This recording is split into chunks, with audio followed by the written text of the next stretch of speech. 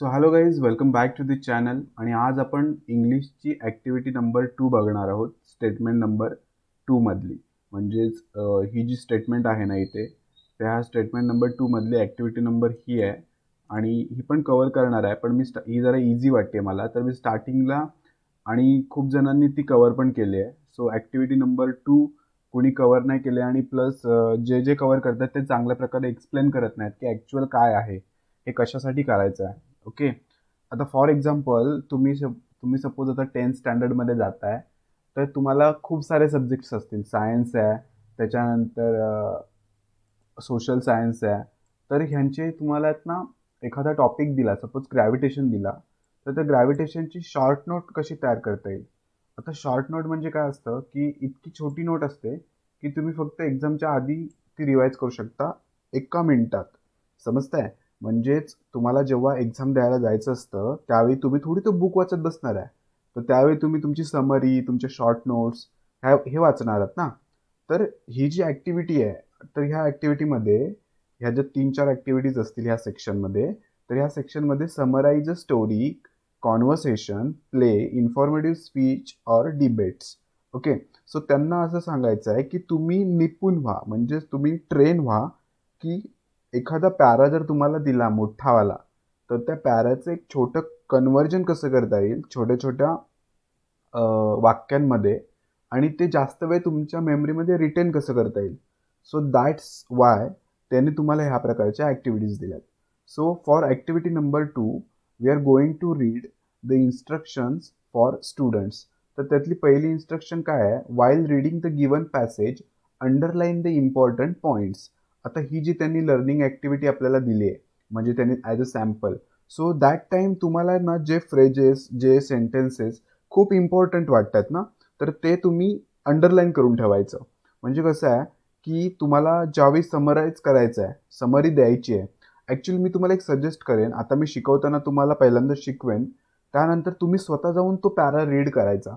म्हणजे काय होईल, तुम्हाला आणखीन क्लॅरिटी येईल. आणि आय विल डेफिनेटली शुअर, मी शिकवल्याच्या नंतर जर तुम्ही परत जाऊन वाचलत, आणि हे ज्या ॲक्टिव्हिटीज आहेत ना, आपली एक सेतूची कॉन्सेप्टची एक व्हिडिओ आहे, सेतू is equal to big mistake.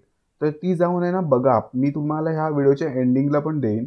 पण ॲक्च्युअल आहे ना, तुम्हाला त्या वेनं अभ्यास करायचा आहे. तरच ह्या गोष्टींचा फायदा होणार आहे. मी काय उत्तरं देत राहीन, ॲन्सर्स देत राहीन. आजपासून मी ॲक्टिव्हिटी नंबर ही 3 स्टार्ट केली आहे, 2 स्टार्ट केल्या.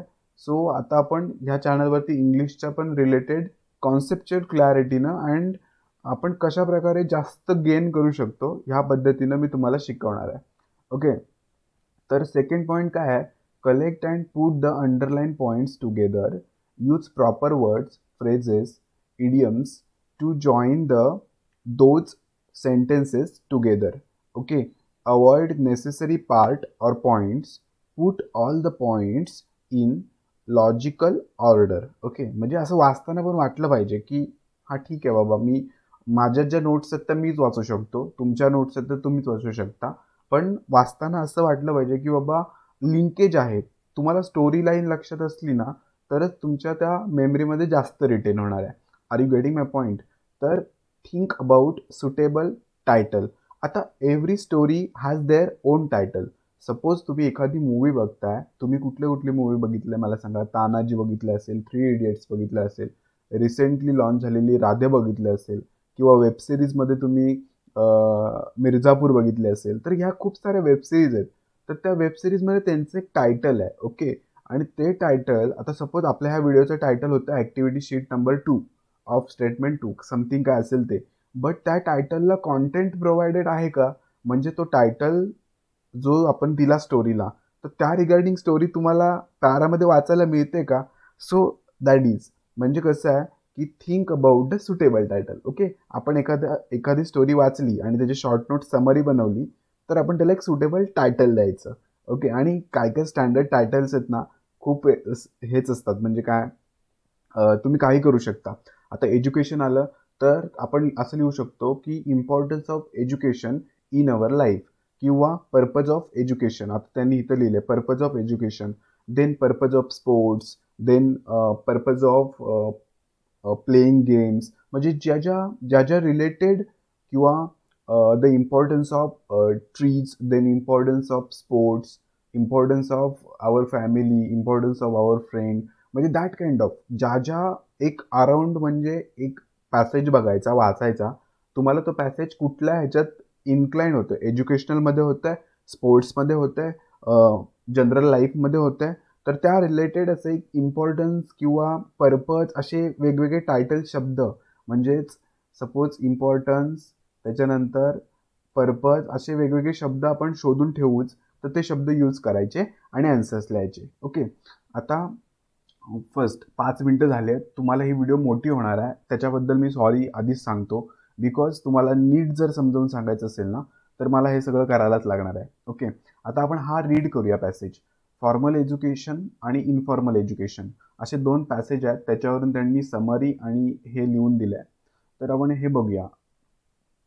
ओके, तर ते काय म्हणतात की read the given informative passage and summarise it, given suitable, give suitable title to it. Okay, so okay.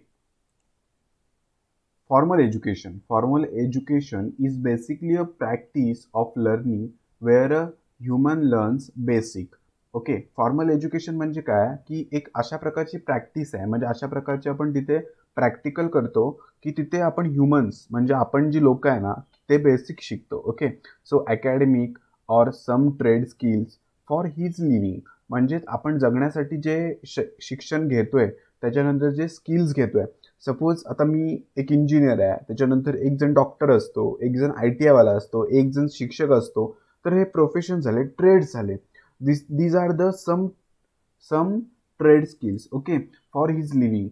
Formal education or formal learning initiates at the basic level, further it continues till the college or university level where people study bachelor and master courses. Okay, आता ते formal एज्युकेशनची एक timeline देतात आपल्याला की बाबा formal education आहे ना, हा इनिशिएट म्हणजे चालू झाला आहे बेसिक लेवलपासून, नंतर तो कंटिन्यू झाला कॉलेजपर्यंत, युनिव्हर्सिटी लेवलपर्यंत, त्याच्यानंतर बॅचलर्स आणि masters कोर्सपर्यंत.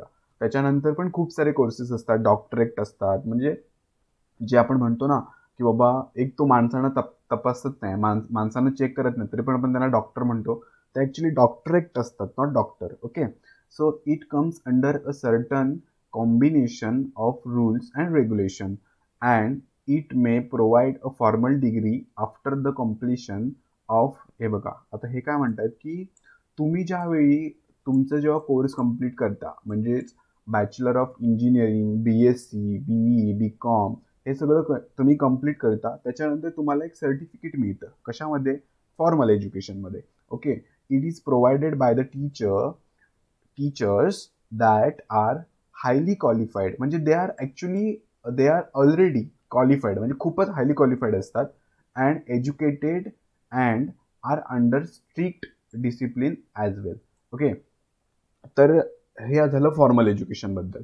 After that informal education म्हणजे काय की informal education is the type of education where people are not studying in a specific school or a college.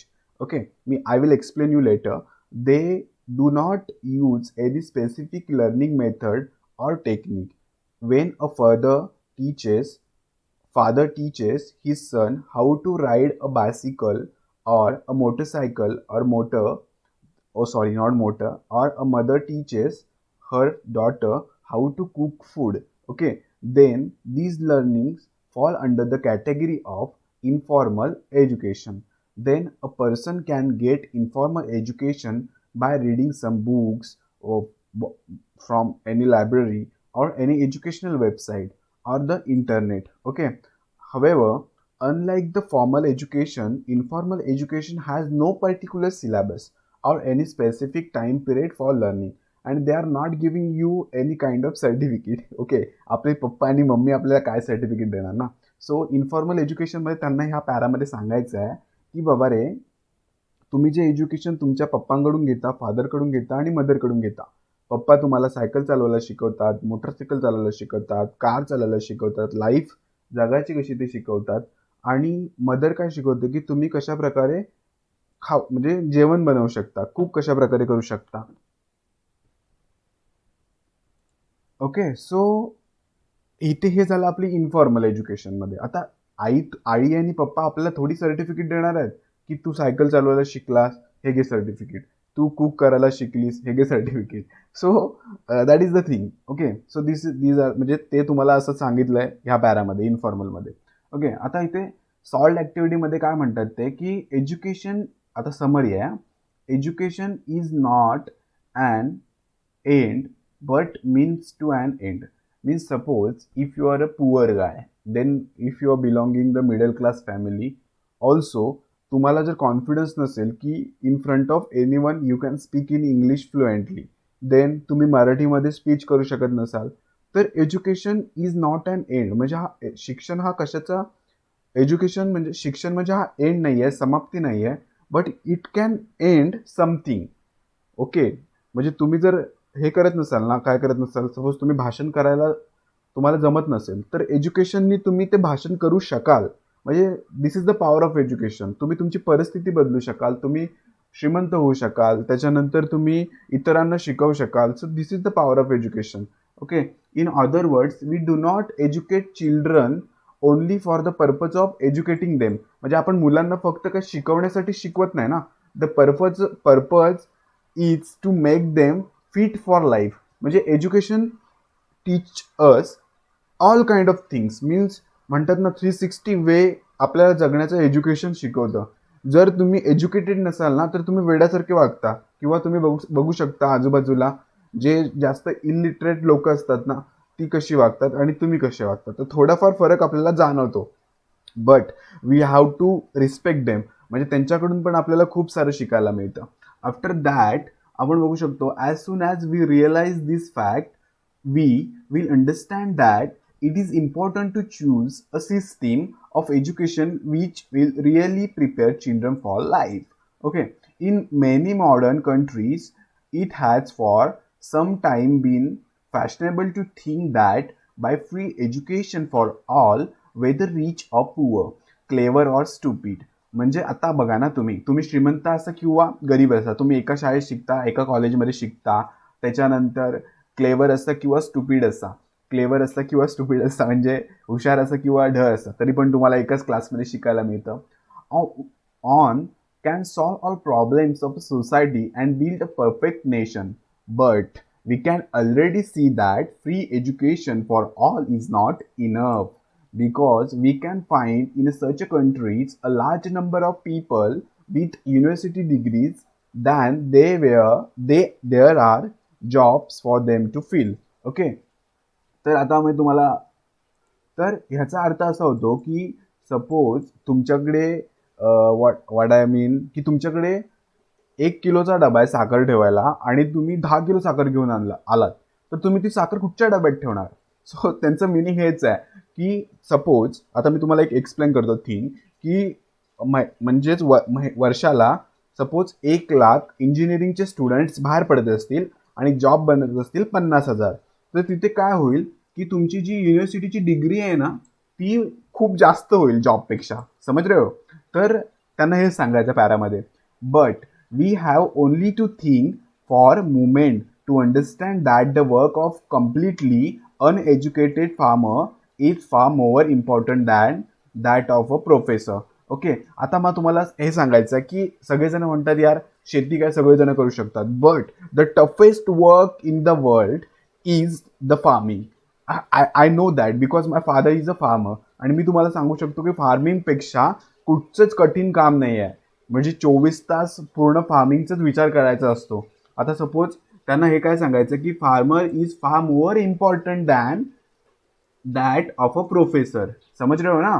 We can live without education, but we die if we have no food. So are you understand what this sentence means? की त्यांना म्हणायचं आहे, ह्या पॅराग्राफमधून सांगायचं आहे की शेतकरी खूप इम्पॉर्टंट आहे.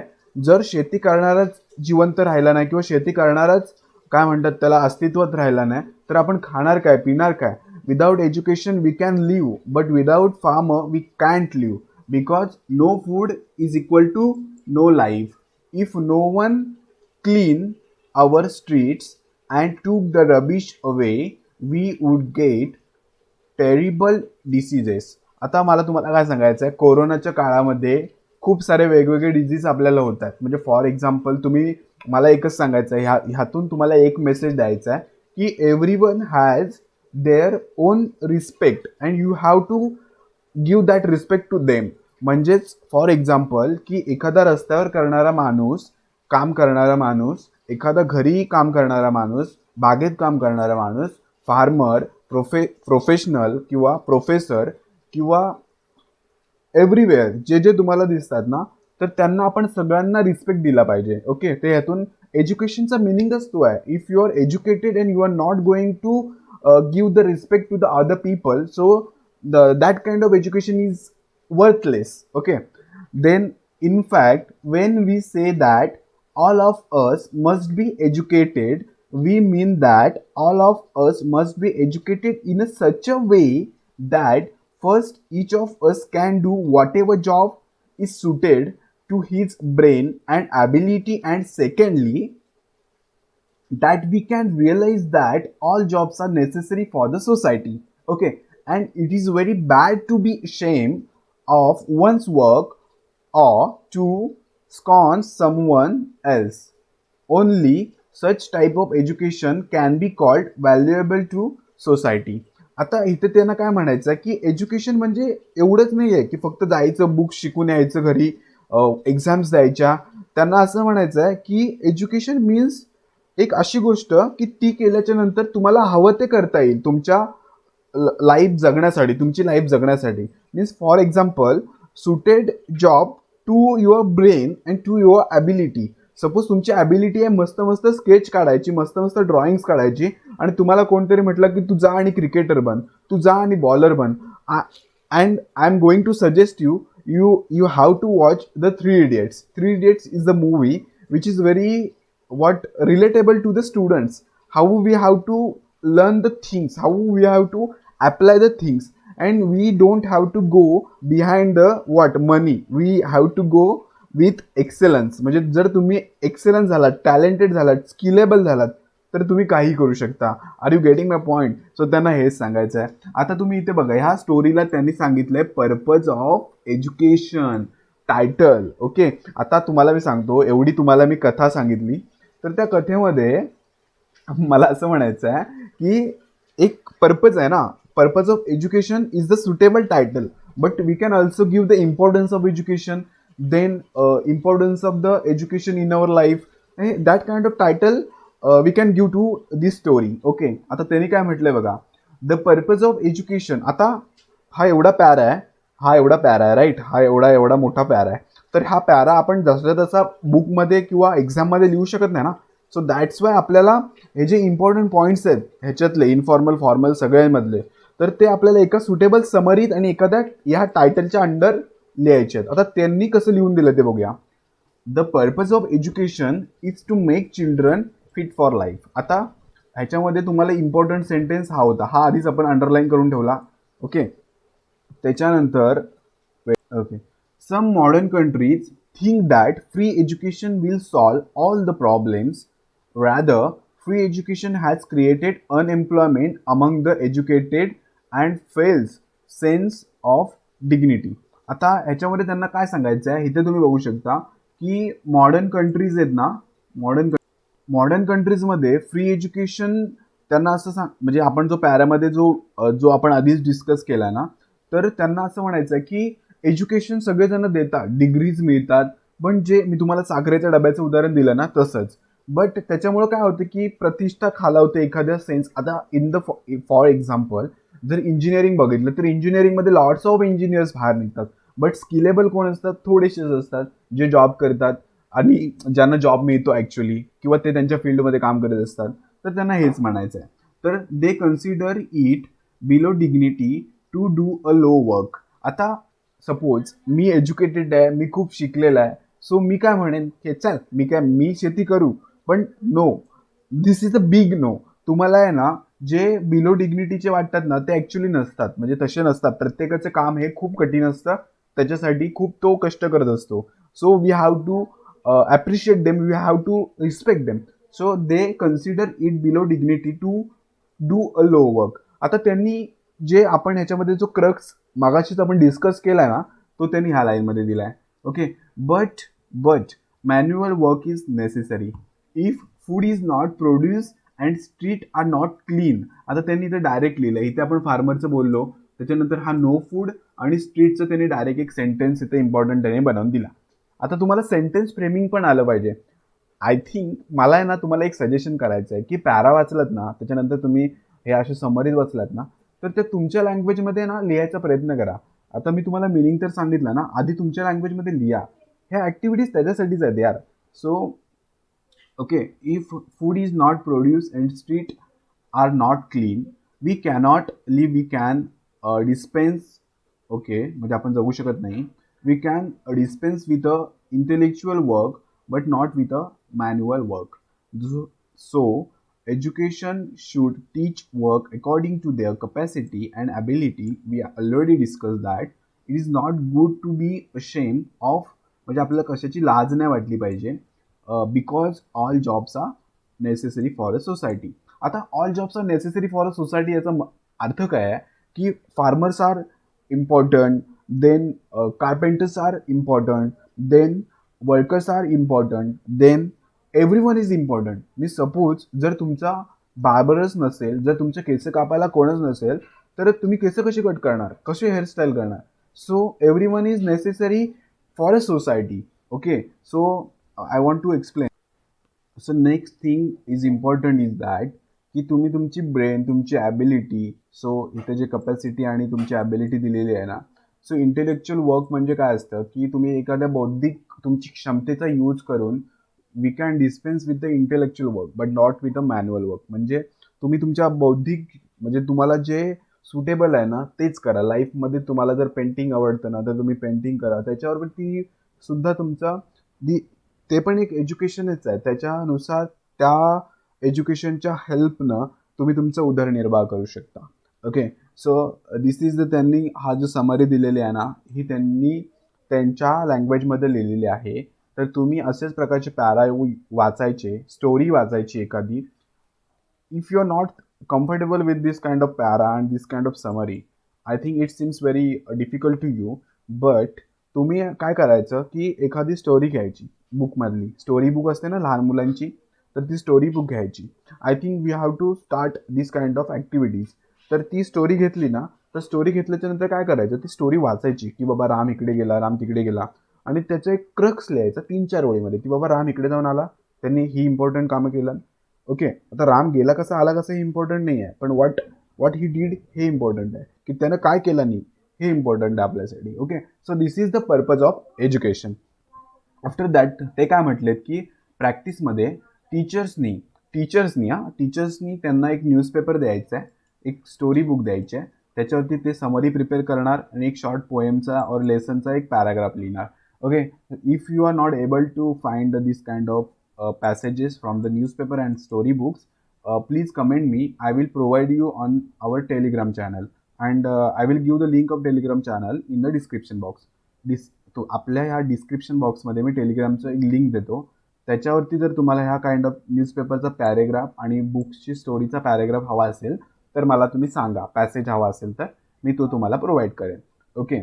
त्याच्यानंतर तुम्ही ही extension activity, parallel activity and reinforcement, तर ह्याच्यामध्ये त्यांनी काय म्हटलंय की teachers ask to child to make your own small paragraphs on any subject. आता इथं त्यांनी write an event or accident in short that you know, then write about a movie film in short that you have seen, then write a short passage on the event celebrated in your school. Okay, so I am going to provide you from these three about this. Write about a movie, film in short that you have seen. I am going to write something about the Three Idiots. Okay, I am going to write something about the Three Idiots. If you already seen another movie, तर तुम्ही त्याच्यावरती बनवू शकता. Okay. I am not going to force you, please copy me. मी तुम्हाला पण सांगणार नाही आहे, तुम्ही स्वतः करा. तुम्हाला जर ही ॲक्टिव्हिटी नको हवी असेल तर ॲक्सिडेंटचं लिहा, त्याच्यानंतर सेलिब्रेटेड. आता मला सांगा, इंडिपेंडन्स डे, त्याच्यानंतर आपण खूप सारे डे स्कूलमध्ये सेलिब्रेट करतो किंवा सँड ऑफ करतो, फेअरवेल करतो. तर त्या काइंड ऑफ थिंग तुम्ही इथे पॅराग्राफमध्ये लिहू शकता. त्याच्यानंतर आपण इव्हॅल्युएशन, म्हणजे आपल्याला काय कळालं. आता I am not going to what की हे पण तुम्हाला मी आता इथे लिहून देऊ. ओके, मी लिहूनच देईन तुम्हाला, so don't worry about this. I am going to explain you first. Okay, do you understand the meaning of summary? जे मी तुम्हाला आधीच सांगितलं की शॉर्ट मेकिंग म्हणजे समरी आहे, शॉर्ट्स नोट्स. ओके, तर ते आहेत ना, मी तुम्हाला सांगतो, एखादा पॅरा जर तुम्हाला 100 लाईनचा असेल तर त्याला 10 लाईनमध्ये कसं कन्वर्ट करायचं, ह्यालाच मिनिंग ऑफ समरी म्हणतात. आणि हे स्किल्स आहेत, हे तुम्हाला आले पाहिजेत यार, की तुम्ही इन फ्युचर सपोज, आता I am preparing now for the UPSC. Okay, UPSC exam आहे ना, त्याच्यासाठी मी प्रिपेअर करतोय. सो दॅट कारण काय होतं की मी ज्या नोट्स बनवतो ना त्या इन शॉर्ट असायला पाहिजेत, म्हणजे शॉर्ट असायला पाहिजेत. सो त्या मी रिवाइज करू शकेन ना एक्झामच्या वेळी. So that's why this skill तुम्हाला आलं पाहिजे. त्यासाठी तुम्हाला ह्या ॲक्टिव्हिटीज 10th स्टँडर्डमध्येच ते करून घेत आहेत, 9th स्टँडर्डमध्येच. Okay, what is mean by the theme. आता सपोज थीम, आता today this video is going on, म्हणजे ही आपली व्हिडिओ आहे ना ती ॲक्टिव्हिटी शीटवरती आहे, सेतूच्या अभ्यासक्रमवरती आहे. So theme of this video, theme म्हणजे समज रहे हो ना, theme of this video means the central topic, means on which we are going to discuss or on which we are going to कॉन्व्हर्सेट, म्हणजे कॉन्व्हर्सेशन करायला आपण जाणार आहे. सो ती थीम आहे. आता म्हणतात ना की बाबा आजची थीम काय आहे मीटिंगची, हां आजची थीम काय आहे आपल्या ह्या समारंभाची. So theme means that, means what is mean. आता हा पॅरा आहे ना, हा एज्युकेशनबद्दल आहे. सो थीम काय आहे ह्या पॅराची, education. So this is very important. Okay, is little necessary, little नाही, title necessary to summary. Yes, yes. I think title is necessary. Why title is necessary? Because if you are going to read the summary after few days, okay, that time तुम्हाला तो पूर्ण para वाचायला लागेल. त्याच्यानंतर तुम्हाला कळेल, या this para is on the education. So if and जर तुम्ही आत्ताच त्याला टायटल दिला असेल, पर्पज ऑफ एज्युकेशन असा टायटल दिला असेल, तर तुम्ही इन फ्युचर तो वाचायला जाल ना त्यावेळी तुम्हाला डायरेक्ट कळेल, किंवा कोणतरी दुसरा वाचायला जाईल ना त्यावेळी त्याला डायरेक्ट कळेल. So this is the importance, हे टायटलचं इम्पॉर्टन्स आहे. ओके, आता आफ्टर दॅट मी थोडं लिहितो ह्या 3 इडियट्सबद्दल, आणि ह्याचे एक एक लाईनमध्ये तुम्हाला आन्सर्स पण देतो. Okay, so wait. So here you can see what आहे. सो मी इथे 3 इडियट्सबद्दल लिहिलं. 3 इडियट्समध्ये मी हे लिहिलं, the actual meaning of education. Okay, title दिला. तर मी ते काय लिहिले बघा, when I was in 10th standard that time I watch 3 idiots for first time. Okay, मी पहिल्यांदाच 10वीला होतो तेव्हा पहिल्यांदा बघितलं.